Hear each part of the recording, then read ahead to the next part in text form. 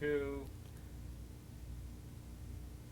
Hi there, I'm Greg Miller, and welcome to show number 8 of guitar class. This week is the second of a two-part lesson on the blues, and what I want to talk to you about this week is how to keep your playing real full of life, and you want to concentrate on your right hand to do that. It's a thing called continuous strumming. And not every time that your hand moves up and down are you going to actually pick the strings. Only when you select to do that. But your hand should really never stop moving. And I'll give you an example of that. I'll just play through a piece here, the piece I'm going to show you.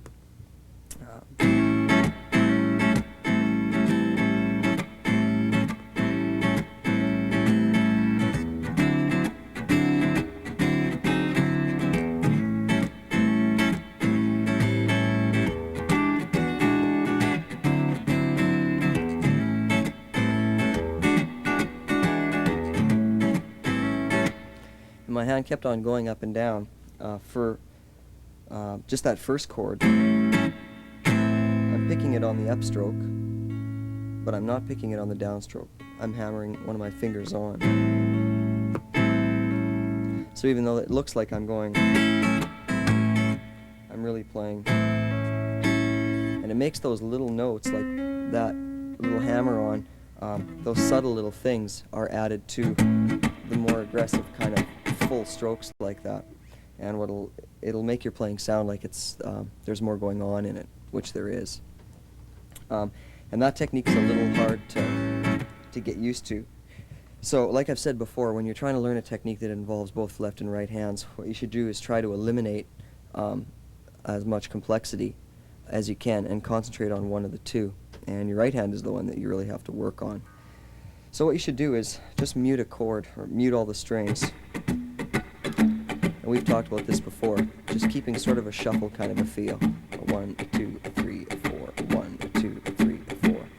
And count the offbeats, or the ands, on the upstroke, and count the onbeats on the numbers. 1, 2, 3, 4.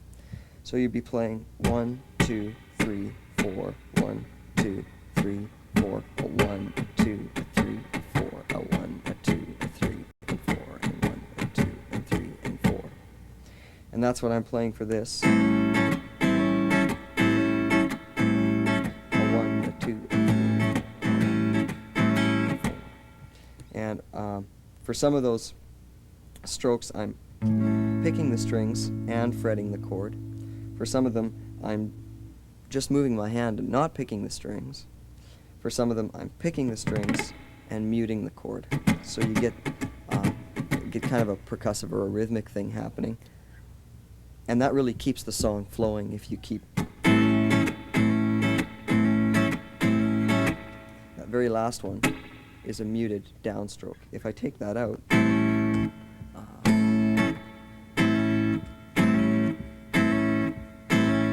it really totally changes the way that the chord feel is. It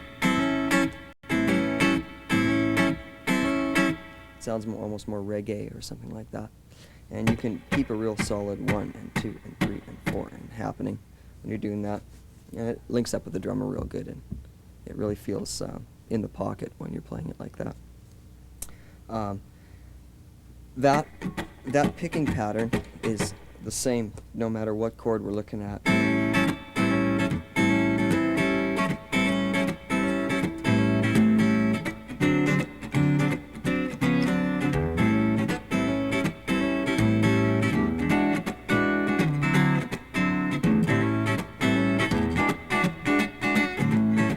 And your right hand should just keep going up and down.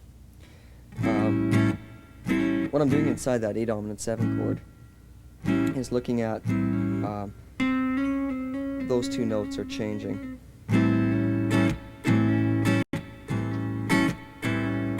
What I'm doing is changing the dominant 7 chord from a major chord into a minor chord. It's best to just think about it as a dominant chord.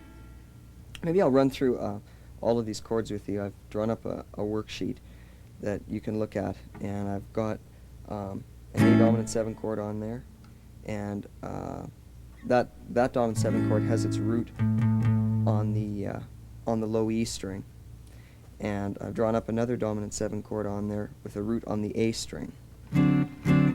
And the best way to think about that chord is to play an open C major chord, and then to add your pinky where it's indicated there on the G string. And you don't pick the low E string, you don't pick the high E string, and it sounds like.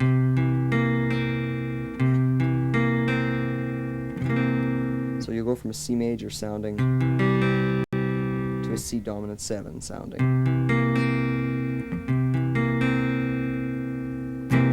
And that chord, because you're not playing an open string in it, and you're not playing the high string or the low string, you can move that chord anywhere,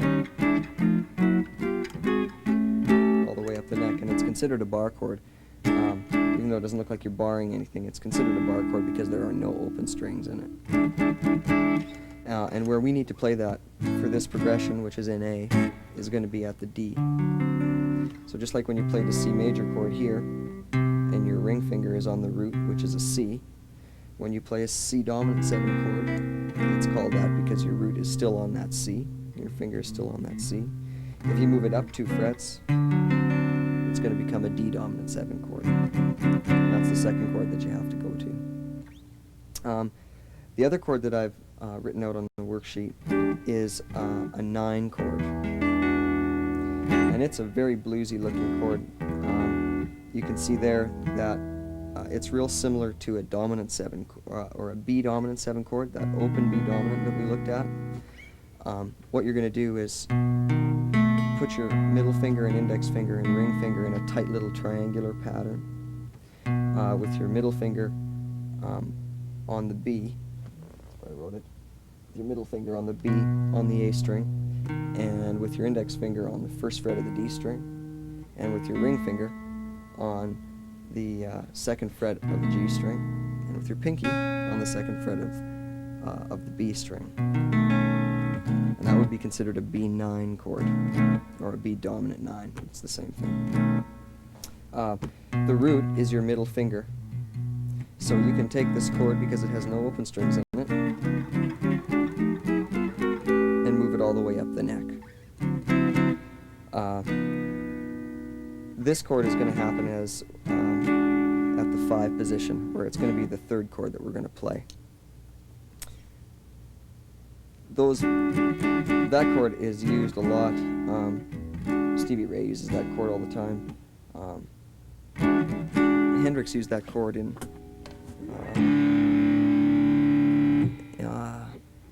Purple Haze.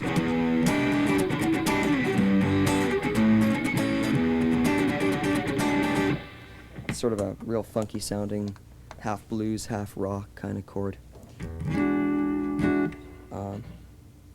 So if we look at this progression right through from beginning to end, you're going to stay on that A dominant 7 chord, and then move to the D dominant 7 chord, and then back to the A, and then the E9, the D9, and the A dominant 7. And then to finish at the E9 again. And it starts all over again. So without hammering that stuff on and sliding any of those chords, it's going to be played.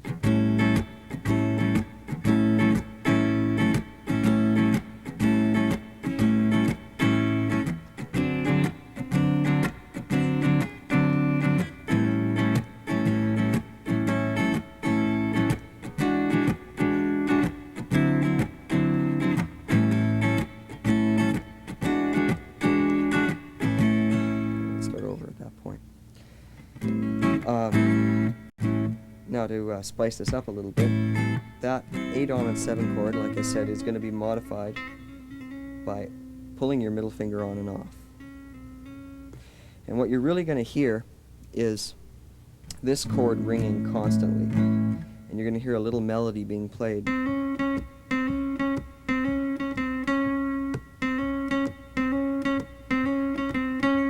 Inside that.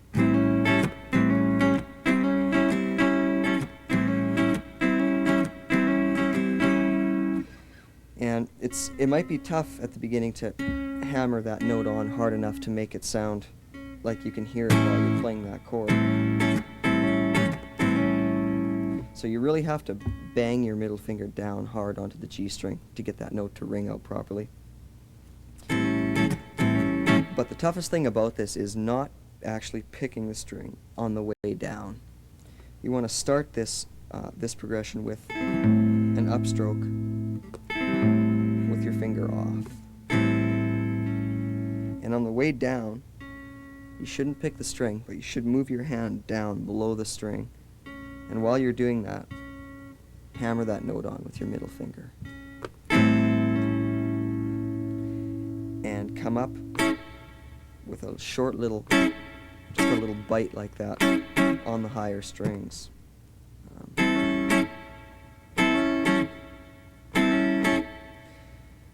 And the very last part of that, of the 4-strum move on that A dominant 7 chord, is just to come down with that chord totally muted. Just take all the pressure off your fingers, let your fingers sit real lightly on the strings, and kill the chord. So you're going to go up, hammer, up, mute.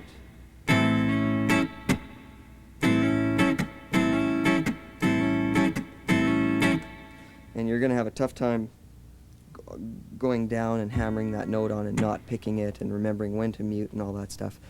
But get that, get the groove and get the melody in your head.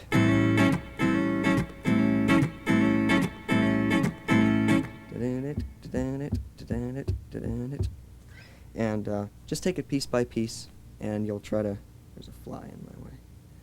You'll try to, if you try to think about one chord at a time, you'll be able to break it down. I know that when I started doing this, what I had to do was listen to blues players a lot.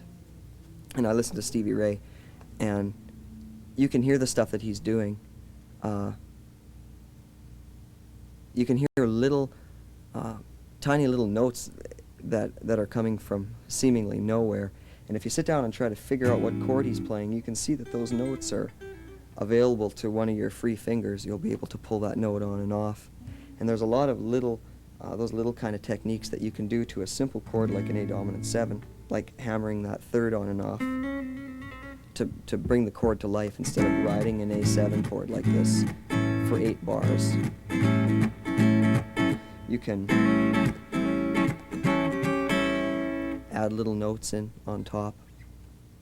And you don't have to learn those from anyone. You can just reach your pinky out and play a note, and if it sounds ugly, don't play it again. If it sounds good, do it more. When you go to the 4 chord, or that D dominant 7, after you've gone through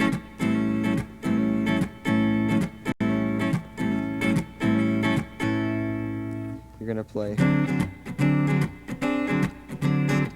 which is fairly easy. You're just going to play down and up, and then mute, down and up. There's no great technique involved in that, except to pull your fingers into the fingerboard and release them to mute the chord properly. And then back to the A. And when you go to the 5 chord, this dominant 9 chord here, E dominant 9, there's a lot of different things you can do with it. You can keep the same rhythm pattern.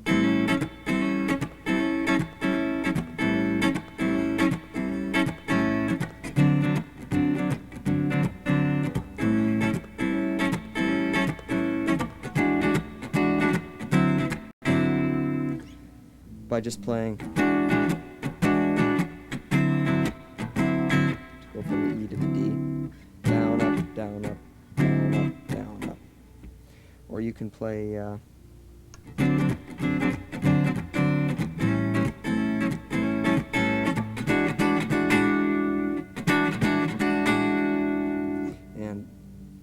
all you're doing is just shifting where the accents happen inside the chord. As long as you play that chord and you sit on that chord for the amount of time that you're supposed to, it'll all sound fine. You can build a lot of tension if the song's coming to sort of a climax at that point. And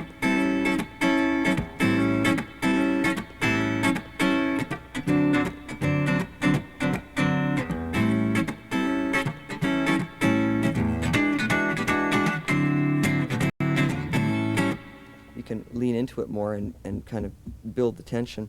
Or if the song's real laid back, if it's still in the middle of a verse or something and a singer's singing over top of it,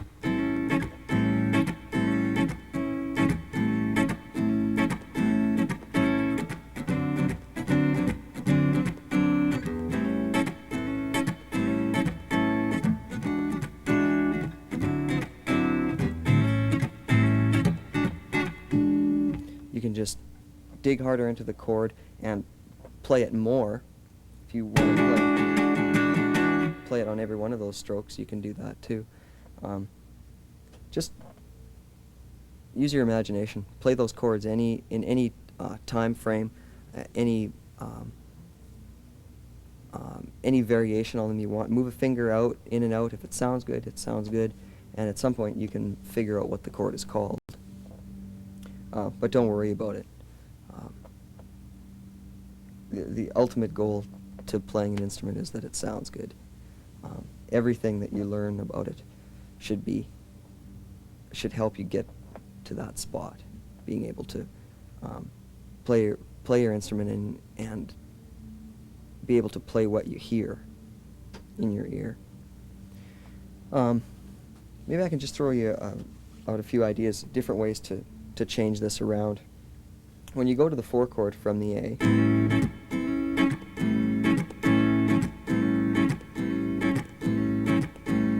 this chord, you can doctor that up a bit by sliding the whole chord down a half step and moving it up. Right at the end of the point where you're supposed to be playing it. So you'll hear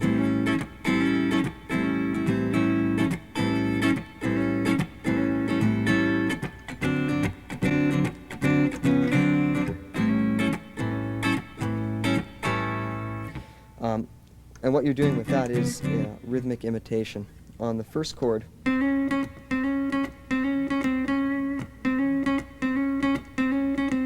that was the rhythm pattern. Da-da-da, da-da-da, da-da-da-da-da. When you play, you're playing the same thing. And it's a different chord, but it's the same rhythm. And it takes you from chord to chord, and it has some continuity. There's movement from chord to chord, but there's a similarity between them, but they're still different. And it makes the song sound more like it was written as a song when you start to combine little pieces from other parts and put them all together. It sounds more composite. When you come back to the 1 chord,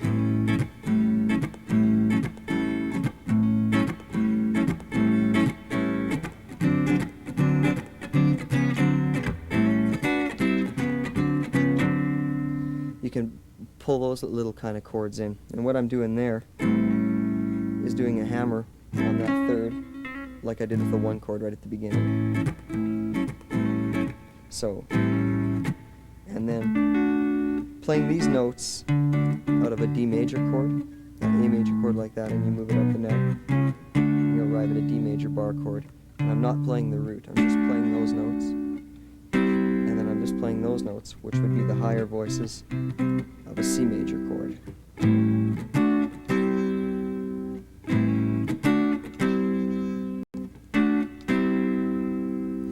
And then, instead of playing the whole D dominant 7 and the whole D flat dominant 7 and sliding up, I'm just playing the lowest 3 notes. And I'm using the finger pattern from that 9 chord that we looked at, the E9 that we play up here. But I'm not playing the highest voice. When you play the highest voice in that chord, it tends to make the chord a little bitier. It's got more top end on it, and it cuts a little bit more. You kind of want this to stay a bit mellow, because it's not really the climax of the progression. So I'm just playing those lower 3 notes, and you just mute the B string out with your this bottom of the skin on your ring finger down there. And the E string gets muted with this part of your index finger. And the low E string can get muted with your middle finger or with your thumb on top, or both. It doesn't really matter. And I'm just playing play that bottom half of a D9 chord, and then a D flat 9 chord, and then a D9 chord.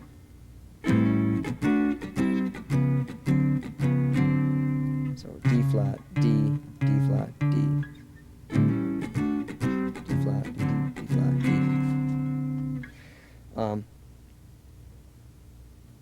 I'll run through that once more so you can hear it.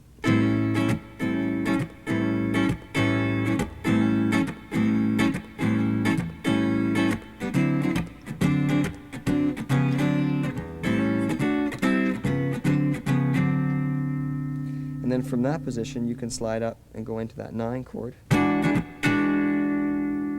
the E, and then down to the D, and then back to the A, and then up to the 9 again.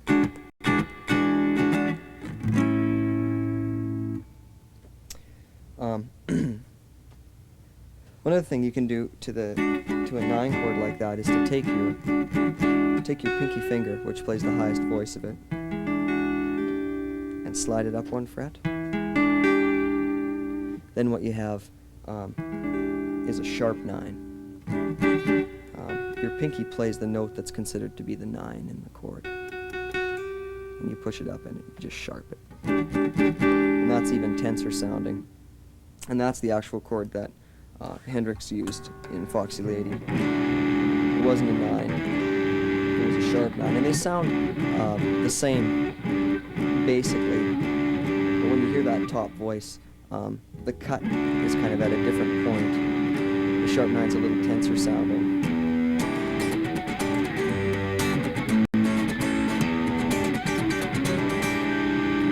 It's real washy and screamy kind of sounding. And it sounds good dirty.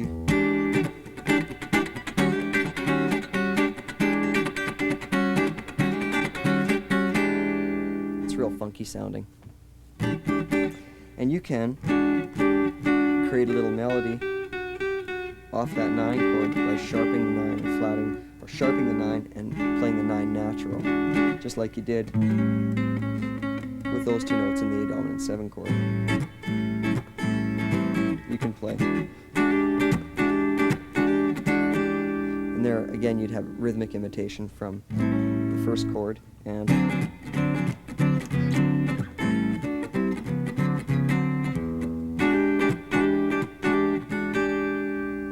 that's just an idea.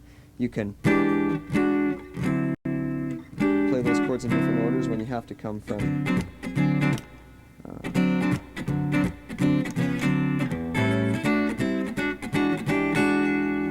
throw those chords in wherever you want. Your imagination's the limit. You don't have to follow any rules with this stuff. Again, like I've said before, as long as you keep that tempo in your head and you know when the chord is supposed to change, you know that right now you're supposed to be at this D chord. Well, if you opt not to play the D chord yet, that's cool, but know that you're supposed to be on the D chord, and eventually you should get there and be able to get out of the D chord and back to the A chord when you're supposed to. Don't get too out there or you'll get lost. So just hear the tempo in your head, and hear the chord changes in your head. And when you practice, even when you're alone, consider yourself playing with a band where if you make a mistake, they're not going to know how to correct your mistake, so they're just going to keep playing what they're supposed to play, and it's going to be up to you to dance around and fix your error. So work on just that basic progression. Go to that simple D7 and back, and the E9, and the D9, and the A. And then try to add that third in. And when you go to the D chord, try to rhythmically imitate that. And when you go to the 5 chord, hop back and forth between that note. Making little melodies up inside chords is really good. It's good for your ear too, because you can hear it's the same chord, but you're adding a note over top, and it sort of resembles another guitar player playing a melody line over top of yours. We looked at a lot of chords today and a lot of changes and stuff, and it might be a bit tough for you to remember them all. So send me an envelope with your name and address and a stamp on it, and I'll mail you out these lessons. This one will be a little bit longer than the other ones probably, because there's a lot of different chords I've talked to you about. Then you can sit down with it and look, and I have the progression written out on the paper so that you can see how long you're supposed to stay at those chords and stuff like that. It's just a standard 12-bar blues progression. So keep practicing, and I'll see you in a week. Thanks a lot.